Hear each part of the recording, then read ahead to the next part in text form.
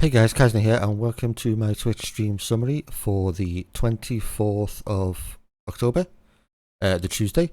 This stream was mostly the summer transfer window. We ended Monday's stream on the 25th of June, if I remember correctly. It's now the 18th of August. We did around 2 months. We did around 2 months on Tuesday, and there's some transfer activity. Of course. The player sales, we'll do player sales first. It was mainly the guys that were out on loan that I did not need or had no plan to use. So we got 15 million for Carvalho to Sheffield United. Tyler Morton went to Robbie Fowler's club, which was interesting, for 14 million. So Tyler Morton's in Saudi Arabia. We got 9 million rises to 13 for Calvin Ramsey. 8 million for Conor Bradley. 7.5 for Van den Berg. 5.5 Kate Gordon and £3 million for Reece Williams. So yeah, there was no first teamers out right now as it stands on the 18th of August. No first teamers out. Just generate some funds. We had about 65 million, I think it was, initial budget. So that on top of the 65 million, something like that. It was around 65 million initial budget. I can't remember.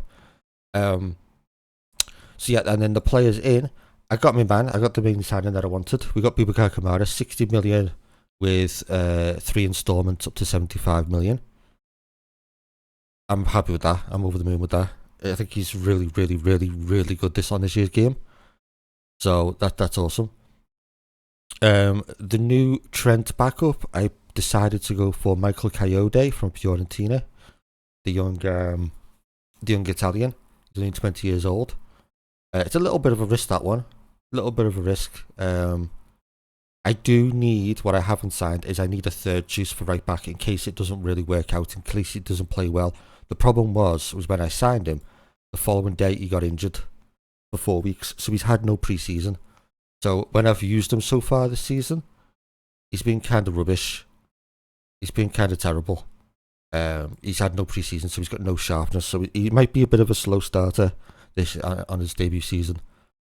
But I could do with someone that is third choice as well, just as a bit more depth in case it doesn't work out.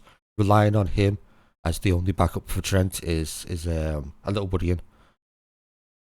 Left back, the backup left back, I got Rico Henry. He's the Robertson's new backup now. Brentford got injured. No, Brentford got relegated. Brentford got relegated, and it was his relegation release clause of 19.5. Trained in England. Extremely solid, similar style to Robbo in terms of like how he plays. So I think that was perfect backup. That's perfect backup for now. Fourth choice centre back. So as you remember, we've got Araujo, Canate, and Antonio Silva. I got this guy for fourth choice centre back, Bichiabu. Thought to take a chance on him. He's only on a fringe player contract with no future playing time, no playing pathway. So fringe player contract. £9 million. There's loads of potential there. I can have him just sitting playing under 21 football, and then just use him in cup games or whatnot just to give him a go. He looks interesting. I'll just see how he goes. He was quite cheap. I'll see how he goes. I also got a third choice left back in Patrick Dorgu. Again, similar sort of thing. Future prospect contract. Only 19 years old. A few interesting attributes. A few not very good attributes, but a few interesting ones. Stick him as third choice, plays a few cup games, mostly just is available for the under-21s. It was only £8 million. And just see how he develops and see how he goes. See how he goes as third choice. And then a new third choice goalkeeper. Adrian's contract ran out. Adrian was on 60 grand a week as third choice goalkeeper. And there was the opportunity to sign this guy, Restes, who's a wonder kid goalkeeper with some nice potential there. He's only 19 years old again. I think he's usually available for about 15 million. Something like that, 15, 20 million. For some reason, he was available for 2.5 million. So I picked him up, back up. He's on the 60k that Adrian was on. Again, 19 years old, so he can play the under-21 games. I'll give him a couple of cup games every now and again in the senior team, and I'll see how he develops and see how he goes. In terms of 2 weeks left of the window, who I've still got to sell and buy. If you've noticed, I haven't sold yet Foyth and Ito. They are still to be sold. They're still to be sold. It's because I signed them in January. I've only just been able to sell them and generate some interest. Foyth is currently being offered out for 30 million right now. Barcelona put a bid in for 30 million. He did reject. I had a 35 million pound bid from Spurs, but he rejected the contract.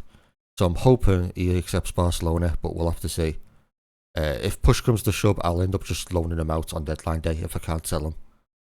I don't need him now because I'll show you I'll show the tactics in a minute. I play a different type of right back now. I don't play inverted wing back anymore. And then Ito, I've only just been able to offer out. Because I signed him later on in the January. So I've only just offered him out, as you can see there. It's grayed out. I've offered him out for 25. Hopefully I can sell him as well. Again, I don't use a defensive left back anymore. So I don't need them, and I've already got his replacement. I've already got Rico Henry. I've already got Kayode, so I don't need them. The sale of them two will help fund a third choice right back and potentially someone else. In terms of, I was thinking about selling Mo Salah. I had no interest. Real Madrid were the only one interested, and they were only willing to bid £67 million. No Saudi Arabian interest at all, which is a shame. There was actually no Saudi Arabian interest in any of my players apart from Tyler Morton, which was a bit strange. That 4-month injury has kind of broken him from last season. He hasn't started this season very well either. In to be honest, 1 start, 2 subs, 1 goal, 1 assist. A little better, but it's not exactly if you compare it to the numbers of Diaz. 2 starts, 2 subs, 2 goals, 1 assist. The average rating, they're playing the same role. 6.85 for Mo Salah, 7.35 for Diaz. Mo Salah's got a chance now though, because Diaz has just got injured for 2 weeks. So for the start of the season. The tactics that we're playing now is looking like this. It's still probably going to change a bit from time to time. Actually, to be honest, that should be positive. I'll have to remember that. That should be on positive. Yeah, so we're going back to more traditional wing backs, tailored to the style of wing back. So there's cross more often and take more risks with Trent, and then with Robbo, it's run wide with ball. Just to tailor to the styles, you want Trent to be a bit more of a playmaker. You want him to release the ball. With Robbo, you want him to just run into the space, use his natural fitness and stamina and his speed, and just go up and down, up and down. So that's why that one's on. Yeah, it's turned into a diamond right now. I don't know if it's going to stay a diamond. I'm not too sure. I'm still trying to figure that out. This one is now an advanced forward and presser forward. I think that might be okay. That one, I'm not convinced on pressing forward. Maybe if I change the midfield or tweak the midfield a bit better, the presser forward will come into his own. Right now, the presser forward attack, he's getting the ball out here too much. He's getting the ball out here. One way that would solve that would be to put McAllister on attack duty. I think would stop that. But we'll see. I'm gonna, like I said, the midfield, tweaking and getting the midfield right is the objective first. Getting the build-up play, the transitional play, and the possession play in the opposition half. So there's going to be more tweaks to that. There's going to be a lot more tweaks to that, I think. In terms of the results for the opening couple of games, we beat Aston Villa in the Community Shield 3-0. 2 own goals and an Osimhen. Osimhen scored from a cross from Trent. It wasn't that great in terms of the final third play. We played well, but not in terms of the final third play. Arsenal, I made a few more tweaks to the tactic and whatnot. We got loads of early goals, some amazing early goals. The 3 goals at the start were incredible. Then it went stale, and then we scored some amazing goals again towards the end. Some long-range ones, McAllister and Endo with some long-range shots. So it was a high-scoring match, but it wasn't the most incredible performance. It was a bit of a Jekyll and Hyde. Played well for 15 minutes, fell asleep for 45, played well for 15 minutes, So that's why I identified that I'm still going to tweak the tactic, because it's not consistent enough for my liking. And then the Super Cup after extra time, 2-1. I rotated the team quite heavily. Kelleher played, Kayode played, and stuff like that. And the substitutes kind of turned it around for me. Some good performances off the bench. And we beat Real Madrid. But again, it wasn't the best performance overall. Look at the match stats. They had better XG. They had better possession. it wasn't the greatest overall, even with a rotated team. So there's more to be had. There's more to be found in the tactic.